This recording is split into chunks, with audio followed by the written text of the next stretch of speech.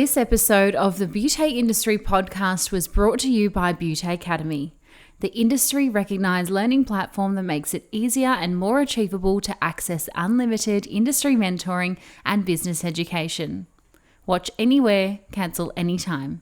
Claim your free 14-day trial at beautyacademy.com.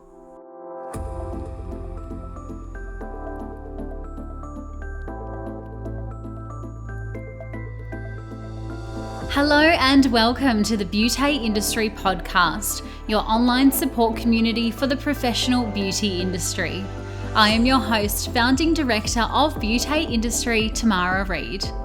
Here we are closing the competitive gap and speaking your language. This is a platform created and dedicated to the professional beauty industry, valuing community over competition. We serve to help connect you with inspiration from industry experts, expand your knowledge through educational pieces, and bring you the latest in product and technology innovation. This is Beauty Industry. To kickstart our 2020 guest interviews today, we are speaking with Jacine Drummond, previously Greenwood before her stunning wedding in New Zealand last year to husband David. Now, I know I say this about almost every single person we have on the podcast, but Jacine has got to be one of the most resilient and inspiring guests I have had the pleasure of speaking to so far. Being inspired to create a product range from her own concern of cystic acne with a little inspiration from the good old Nutrimetics, Jacine taught herself cosmetic chemistry, which she now uses not only to develop but to formulate the incredible range that we know today, Roccoco Botanicals. Jacine's pathway towards the success that we see of Roccoco today deviated when she ended up having 4 spinal surgeries within a 3-year period.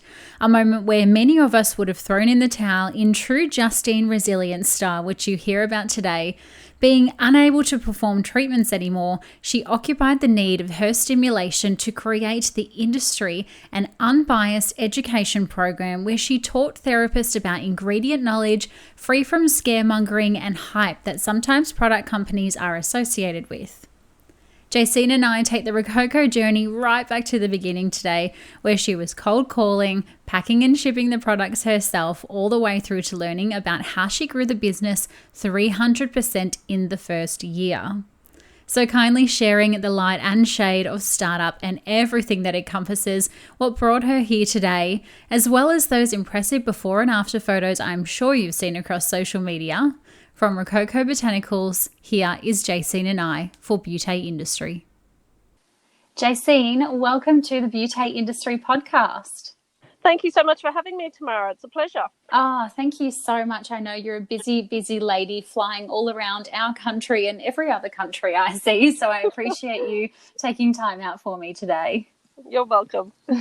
So, Jacine, I'm sure everybody cannot wait to hear the story about how you developed Roccoco Botanicals into the absolute empire that it is today. However, we start our podcast every week right at the very beginning of your career. So I'd love to find out how you entered into the beauty industry. I entered into the beauty industry predominantly through my own frustration with my skin. So I had cystic acne as a teenager, which did not stop when I became an adult. You know, often we're told you'll grow out of it, and I just never did. I went to numerous skin clinics at the time because obviously I wanted to fix my skin, including like the counters of Myers and David Jones, looking for a solution for it. And I ended up getting mixed response from skin clinics, and I thought to myself, well, none of them are right because I still have acne and my skin is not clear. So it was at that point that I enrolled in a diploma of beauty therapy. Now, don't shoot me, but my inspiration actually came from a Nutrimetics rep who was a ex-beauty therapist. And I thought, wow, she really knows what she's talking about. So she really inspired me to actually pursue studying beauty therapy. It was not something I'd ever thought of doing. And when I actually ended up going in and doing that, my teacher who I had was also an aromatherapist as well. So literally as soon as I finished my diploma, I ended up enrolling in an ITech diploma of aromatherapy at the same time. So I sort of started there And of course, I still ended up having issues with my skin essentially. And so I ended up doing a lot of postgraduate courses on skin diagnosis and relating to skin in particular, which I found really fascinating. And the more I did these courses, the more I realized that for people with acne and allergies, there's not a lot of products that are simply made for us. It's a challenge. So initially I self-taught myself cosmetic chemistry. Now, I will confess that when I first started, we all have our own head trash. And when I first started, my thoughts that were going through my head were, who are you? Who do you think you are, that you think you can do this? You're not qualified. What makes you think you can make a product? Yes. And so for 6 months, I went around with my own inside turmoil about, whether or not I could even do this. And in the end, after 6 months, I finally started self-playing with formulas, and essentially it was just self-taught to start with. And I ended up eventually becoming a cosmetic chemist, but that was not until essentially nearly 10 years of formulating that I even went down that path of self-formulating. So I found it very easy when I did it because I had a very extensive knowledge of things in the industry anyway. But it was an eye-opener. My first cleanser took me 53 times to get right. My first moisturizer took 26. And look, I have over the years entertained even private label, but every single time I looked at a brand, I could never find anything that met my criteria because I'm so fussy. And so it was more frustration that I ended up down this path. So that's essentially how I got started.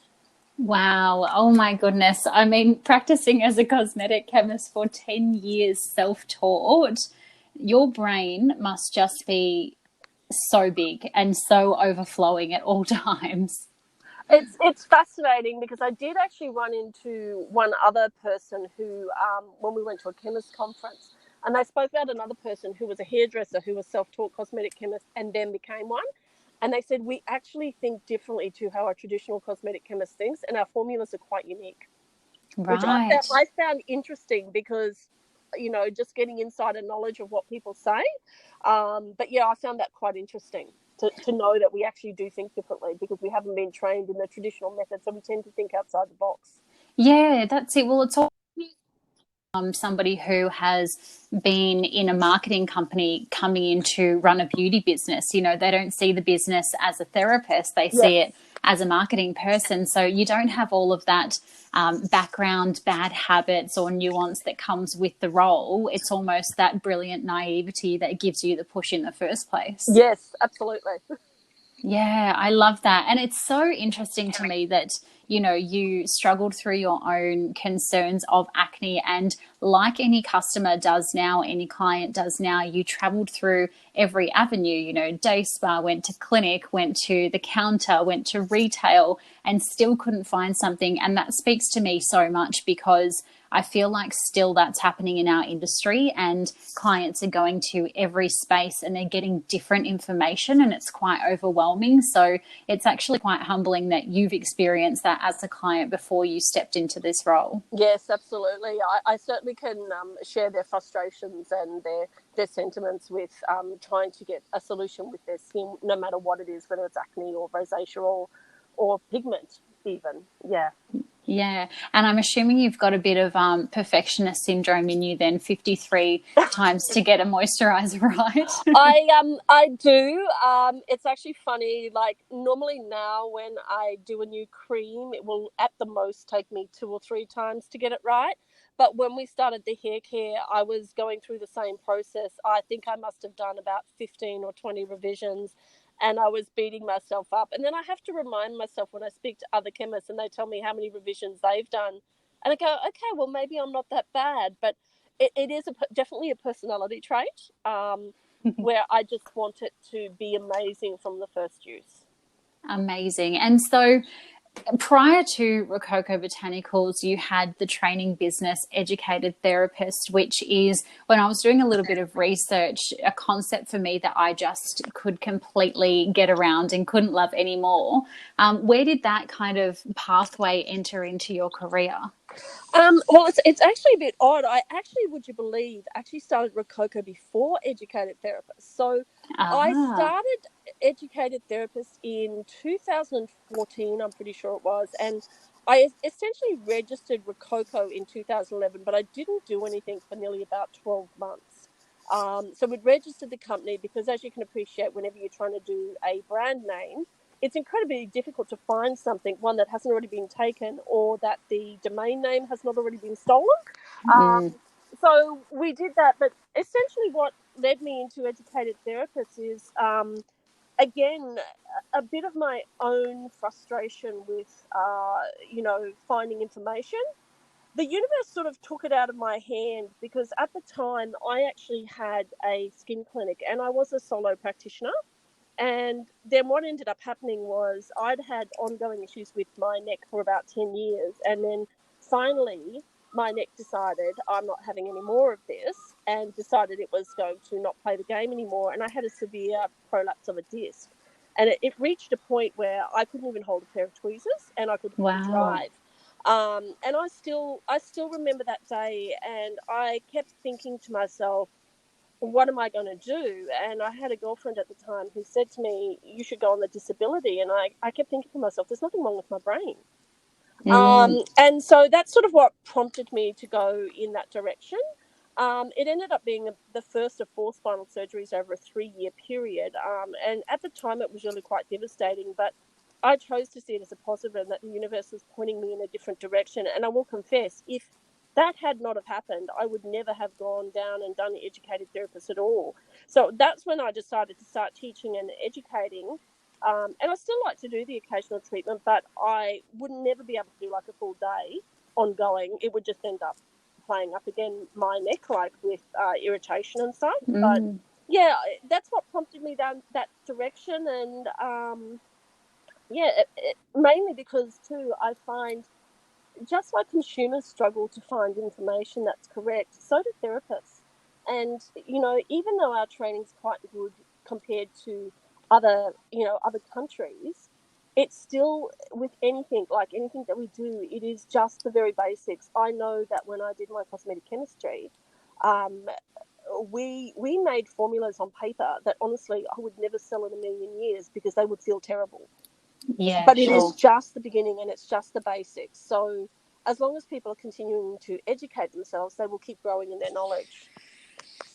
Yes. And so talk to me, because it's quite a unique concept, because when you were in educated therapist and you had that hat on, you weren't educating as part of Rococo as the brand per se. You know, you were a little bit more unaligned with product brands, which we are too at beauty industry. You know, we talk to and show everybody every product brand, and it's something that people are very hesitant to do, and it's quite unfamiliar. So can you expand on that just a little more for me? Yeah.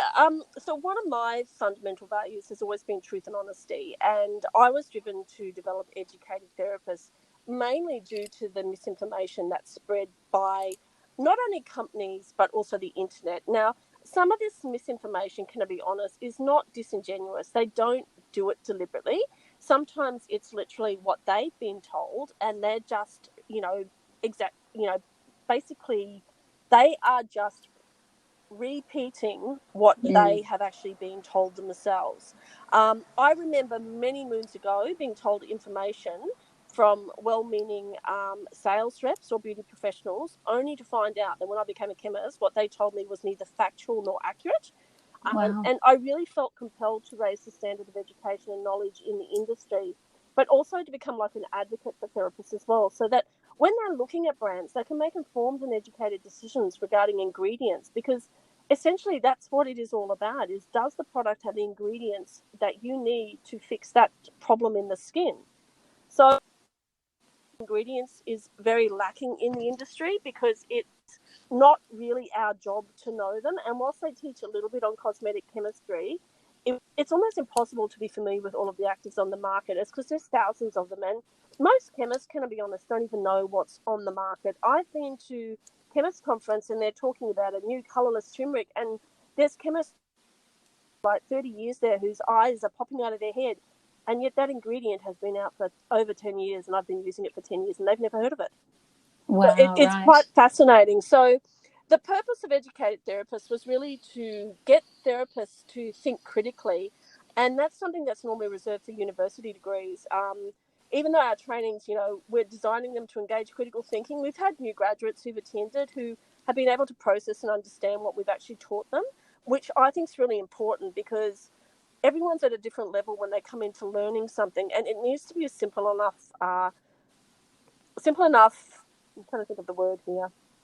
It needs to be a simple enough concept that they can understand it, because I have often found previously that people go out for trainings and they're very complex and they're very, detailed anatomy and physiology. And for many therapists, when they go into that, if they're not familiar with it, it can almost become overwhelming for them. And then they feel even sillier, or like they don't know anything, when that's not the case at all. It's just they've been exposed to a lot of new concepts. And when that happens, our brain does automatically shut down. We can only take in so much new information before it decides that's too much. I'm not going to learn anything more now.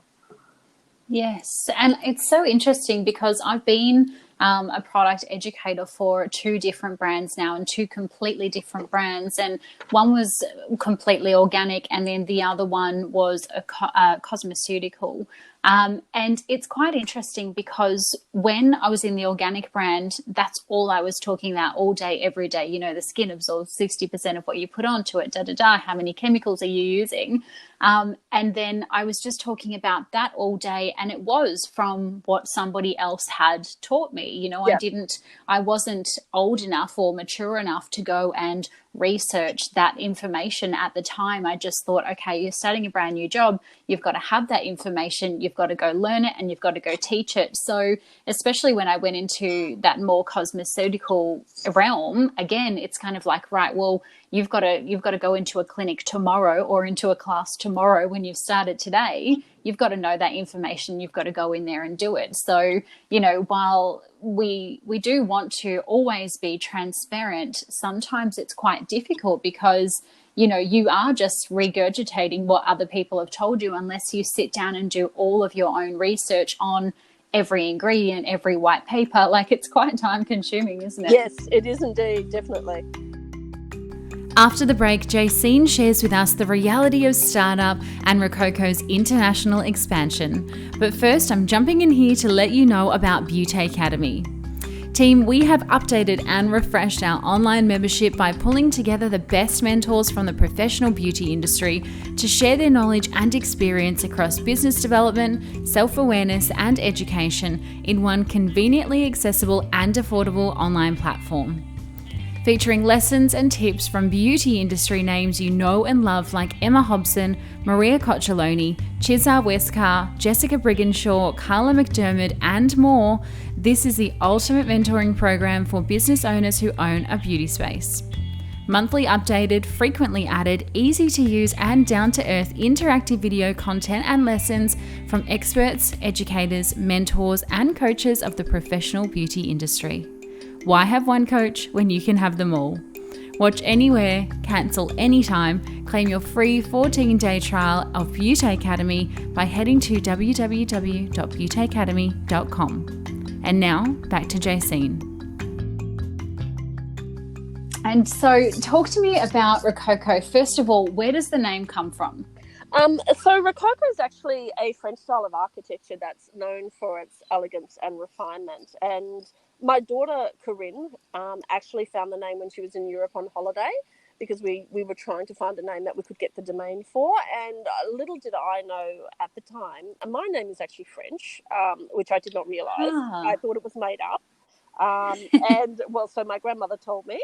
And my daughter's name, Corinne, is French as well, which I thought was quite fascinating. But that's where it's come from. And I just love the actual Roccoco style architecture. I think it's just stunning, and it's very classic and very stylish. Yeah. Incredible. And I guess, you know, for me, creating exactly as you did the name beauty industry, I wanted to give a nod towards the French beauty industry because they don't just have treatments like we do over here, but they live a lifestyle of beauty therapy. It's a completely different world. Definitely, definitely. It's a very, very different culture in France to Yes. other parts of the world. Yeah. Absolutely. And so you're kicking so many goals. And I guess to people, all of a sudden, you've kind of just burst onto the scene. You've got clinics everywhere who are preaching, you know, you've got these before and after photos. And so from the outside, it looks like you're an overnight success. And I put that in quotation marks because it literally has been almost 10 years in the making for you. But you actually launched in 2011, right? Correct, So what correct. did the skincare landscape look like then? And you know, I know that you've started the company through a problem of your own, but I mean, it would be quite daunting to think I've got to make something that's different or niche or, you know, completely unique to what is already on the market. Yeah, it's like you said. When I read the question and I saw the overnight success, I had a bit of a chuckle. um, because it has not been, and it's interesting. Even with other things like bands and that, they seem to be an overnight success. But then when you hear their history, you go, "Wow, they've been going for over 10 years." So it's been a really long, hard journey, like to break the market. And I feel honestly like we've only just started to explode probably since about July last year, where it's really started to like gravitate into action. And I think part of that was my own health challenges at the time. But as we all know, the market is also very, very competitive, and so we had to develop our specific niche. We got known for acne originally, and then over time, people realised we just didn't do acne. We treated all skin conditions. We went through a phase where people actually said, "Oh, you just do acne," and we're like, "No, actually, we don't. We're just really well known for acne." So when I first started in Australia, it was a really difficult task to break the market. I remember doing all the cold calling, dropping off samples to clinics. I would come back 2 weeks later after seeing them to find that the clinics had been so busy that they hadn't even opened the samples that I'd given them at that time. So I actually decided to change my tact, and I engaged what's known as attraction or magnetic marketing, which I'm sure you're familiar with. So yeah, we have essentially never cold called any clinics at all yet. And all of our inquiries have come to us. I have found it's a much more powerful marketing strategy. We grew our reputation on education and our skin knowledge, which sort of attracted a different type of therapist to us initially. And I felt the need to create a new range because I truly couldn't find anything that would address acne and aging simultaneously. So the product I had at the time I couldn't use any of their aging products, and they were all comedogenic, and it was sheer frustration. So when my son also, who's now 17, he was about 5 at the time, he developed really bad eczema, and that further prompted me to go into other products outside of acne. We spent about 18 months going between dermatologists and on and off steroids and antibiotics, only to have it keep coming back. So I knew I had to do something to treat my child's condition. And I knew too, from having learnt a little bit about marketing, that you really need to have a clear point of difference with a brand. Otherwise, you're just another me too in the marketplace, and you will get swamped with everyone else. And why should they choose you? So I knew that I had to have a very clear point of difference with us versus other brands that were on the market at the time.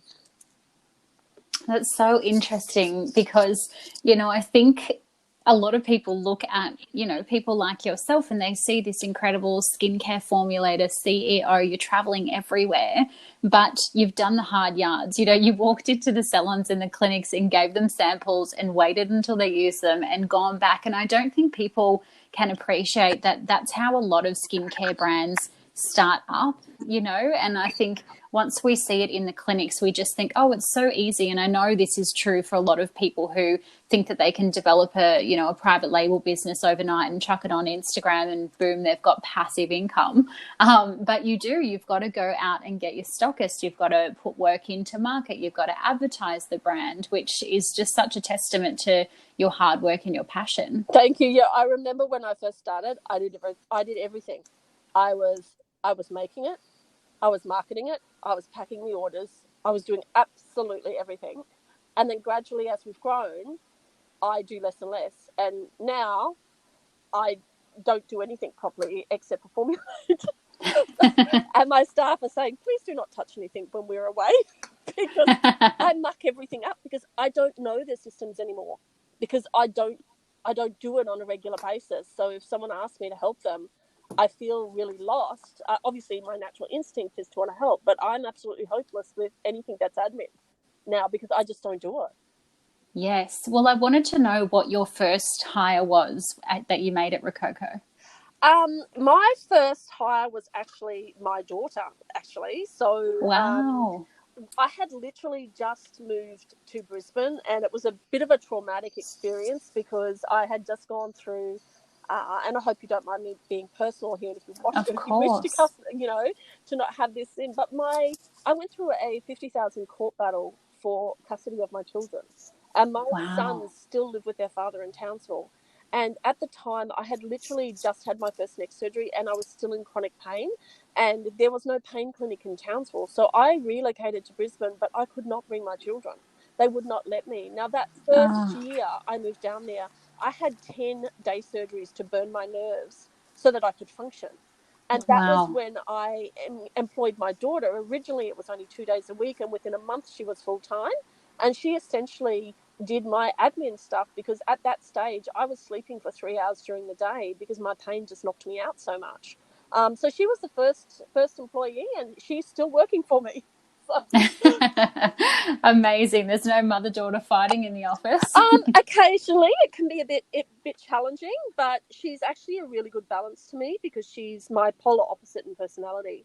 So what I lack, she has, and so that makes a really good makes a really good balance and mix for business because she brings my attention to things that I may have not thought of or missed.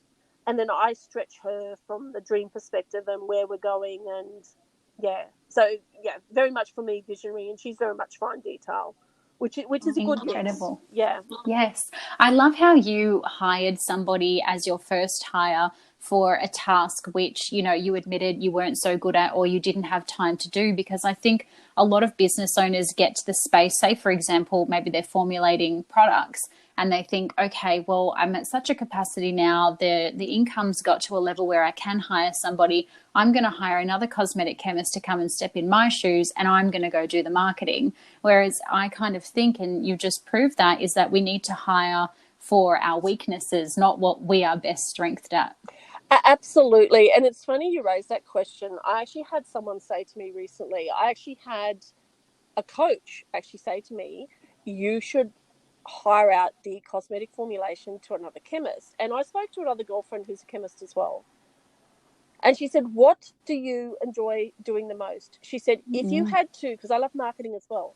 She said, if you had to give up marketing or you had to give up product formulation, which would make you feel the worst? And I said, the product development. I said, because that's what I love doing. And she said, then don't ever stop doing that. And Yes. that was a really good lesson for me because, like the marketing I love too, but someone else can always do that. Whereas the product development, that is actually what I get the most enjoyment out. The research, even though I get frustrated by my trials and when they don't work out, that's also part of the joy when they do come together and you're really happy with what you've produced. Yeah, you're the magic. You're the secret sauce. Thank you. Now, you mentioned there anti-aging and also acne. I am so intrigued how you've got a range that is both antibacterial and anti-aging at the same time. How have you done that? So what we've sort of done is when we've looked at acne in particular, we've looked at the actives that are traditionally used at it. So as we know, like retinoids, you can use those for aging and you can use those for acne. Vitamin C we can as well. The peptides we use, some of them are very specific for stopping the follicle wall from rupturing, but they also have an anti-aging effect as well. So we've sort of combined the best of those in there, as well as other ones that are traditionally anti-aging. And what we've essentially done is just kept out the ingredients that tend to be problematic for acne clients. And that can be anything from lipids or oils or emollients to emulsifiers as well. So, and to be honest, what we keep out is actually more important than what we put in, which is ironic because everyone is Yes. focusing on what the key actives are. And I've seen a lot of products on the market where their actives are amazing. And then I look at what they put in the base of the product and I'm like, that is just not going to work for acne. And generally what happens is the therapists work this out gradually over time because their clients just don't get clear. Yeah, right. That's so interesting. So, yeah, essentially it's just looking at things that do multiple things. And that comes down to cosmetic chemistry and knowing your ingredients as well. You know, what things do. I mean, a classic case the other day, we had someone mention about an ingredient, and they didn't realize that this ingredient potentially has the ability to stimulate collagen because it's not something that they are familiar with that ingredient. Now, that's not a criticism of that person. It's just a fact of we don't know what we don't know at the end of the day. And there are a lot of ingredients out there that, even though they have the same inky name, can have quite different effects in the skin depending on who the supplier is. So it's quite fascinating. Yeah, and I mean, even the conversion process, the stability, the durability, the permeability, like there's so many things that I guess we can look at an ingredient, but it's almost like you open Pandora's box, and if you don't know what you're looking at, well, then it can be really confusing for yourself, and then how are you going to explain that to your client? Yeah, exactly. Amazing. You've had so much success with Roccoco. I'm now seeing it pop up everywhere. In fact, it's at my local now, Urban Beauty Co. down in the Redlands. Is there ever a point where you can grow too fast? I believe, yes, there is. We've had a few moments, I'll confess, where it's been super stressful, where I will confess there have been times where I feel like the wheels are falling off. I'm like, just hold on. I feel like I'm on a go-kart and I'm going down this steep hill and I'm hanging on for dear life, just hoping it will all hold together. But it's usually when we've got periods of rapid growth. And then what I find is it tends to do that, and then it will plateau again for maybe about a month, and then we do it again. So for me, I think planning ahead and strategizing your growth is really important, making sure that you've got systems and processes in place so that you can grow your start. It's duplicatable.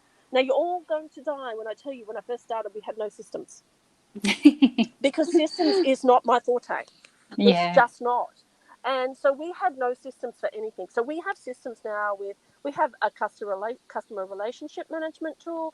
We have inventory management. We batch track everything. And that's your business processes. But then we've also developing more and more sales processes as well.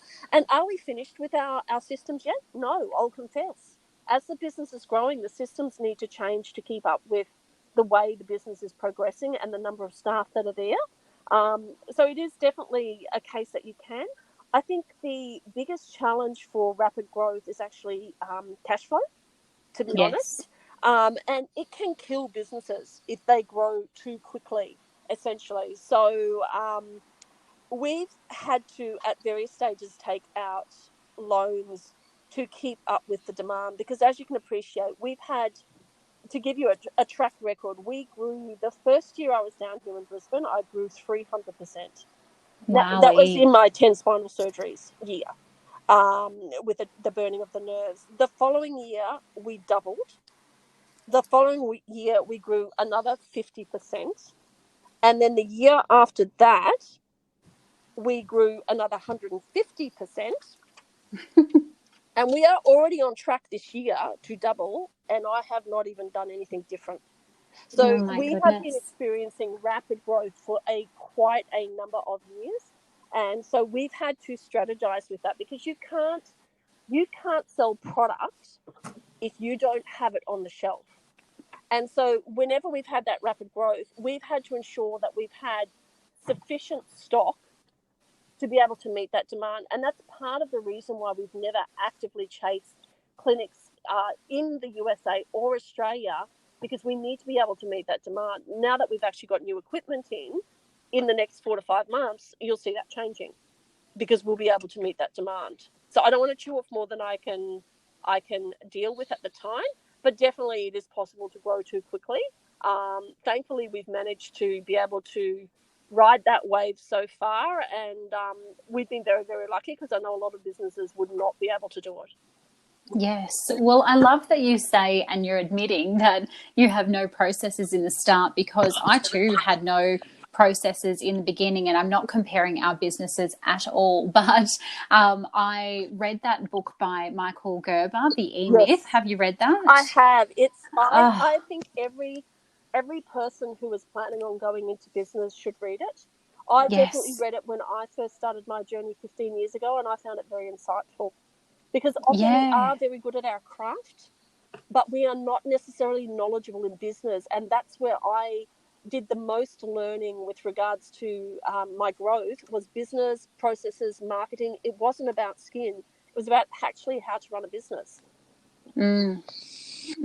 And yeah, that's exactly what happened to me. I was having a lot of cash flow when I first launched Beauty Industry, and I'm going, oh, this is great, but then I'm not getting any profit Yeah. because the cash flow is coming in. And I hear this so much from business owners as well. Like when we sit down and look at their books, I'm like, okay, so you're making all this money, but where is it and what are you doing with it? And then so when I read the E-Myth, I put all of these processes into my own business, and then that helped a lot of my businesses that I was coaching as well. But I want to ask you, like with growth, sometimes we can lose the momentum, right? And you have a lot of connection with all of the stockists who you have of Roccoco. Like I saw you at our beautiful Brisbane event, and so many of them came just to hear from you. How do you ensure that your big business doesn't lose its small business soul? It's a challenging concept, I will say. Like when we first started out, it was much easier to be able to maintain that closeness. I'm still quite close to most of my stockists. We've got a Facebook group which I have found to be invaluable for keeping in touch with them, and there's a real family culture there as well. So one of the comments that I've had predominantly from a lot of the new clinics is how shocked they are that I actually still remain quite active in that group, and they are actually getting an answer from me. As we all know, the benefit of social media is, I can be dealing with thousands of people and they can all hear what I've got to say, but I only have to say it once, not like 5,000 times in different phone conversations. So for me, that has been a really helpful. If I had to talk to everyone individually on the phone, it would never occur. But I find that the group is particularly good for keeping that closeness. And we still, even with the clinics, when we go over there, I try to go where the clinics actually are so that I get to meet them and connect with them. But we're also predominantly friends on Facebook as well, which is lovely because we get to see what their family's like and they get to see my family. And I think if nowhere else, Facebook is one of those places where you really do see people's true personalities. So Yeah. whether that's good or bad. But for you, it's almost like that sneak peek behind the scenes, behind the brand, because it's not just Jacine Roccoco Botanicals, it's Jacine the person. Yes, definitely. And I do like that closeness, but I think that again is a personality trait of mine. I have always had an open door policy. So, again, even though I've got that, I do know that sometimes I do need to encourage the clinics to go to the staff because I think the staff feel like they're not contributing, and it's more about validating the staff than anything and making them feel that they are doing what they need to do in their job because they want that sense of reward as well of building the relationship with the clients as well. Absolutely. And Jacine, one last question for you that I am so interested to know. I mean, you are an absolute powerhouse. You're a product formulator. You're a lover of marketing. You travel, you teach, you're donating, all your time and effort to this press and media sessions like this. And you're also clearly the backbone of the relationship and the business builder. How do you juggle it all? And can I please have some of whatever you're taking? I must admit, sometimes I feel like I'm burning the candle at both ends and that there's never enough hours in the day. But that's honestly when we're going through those rapid growth phases again. Like we do go through phases where I'm snowed under, and then when I come up for air, it's like for a very brief period of time, and then it's rapid growth again. And like our staff has just constantly kept growing as well over the last 12 months. I do, however, love what I do, and for me, most of the time, it isn't work. I try to allocate as much as I can to other team members now, which initially was quite difficult for me to do because I'm a bit of a control freak. But you can't do everything. I multitask a lot. I try to use the time in my car so that I'm not wasting time.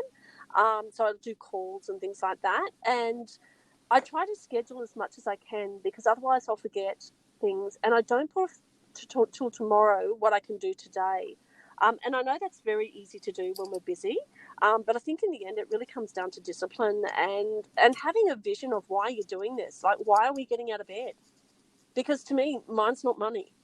I've never started this business for money. I started it because I wanted to impact people's lives. And so for me, I have a higher purpose. So that's sort of what drives me to keep going. Incredible. Jacine, thank you so much for joining me today and spending your time sharing all of your knowledge and your wisdom. It's so clear how passionate you are about our industry and ingredients and getting clients incredible results. I'm so excited to see you guys just continue that upward growth. Fantastic. Thanks so much, Tamara. What a woman. To have a sore neck is one thing, but to have 4 spinal surgeries within a 3-year period and still have 300% growth in your business within the first year is almost incomprehensible. If you have been living under a rock and you've not seen or heard about Roccoco Botanicals, I've popped all of the links to their sites in the show notes today so that you can click through and have a little look at the incredible before and after photos that I mentioned during the show. Jacine provided us so much practical and personal life lessons in today's conversation. If you've loved them and you want to let Jacine and I know how much you've loved today's conversation, make sure you take a screenshot of your phone while listening to this episode, post it on your social media stories and tag at Roccoco Botanicals for Jacine and at Beauty Industry or myself at Tamara Shaw Reid so that we can have a look at them. As always, the biggest thank you to you and your ears for tuning in. Until next time, stay connected.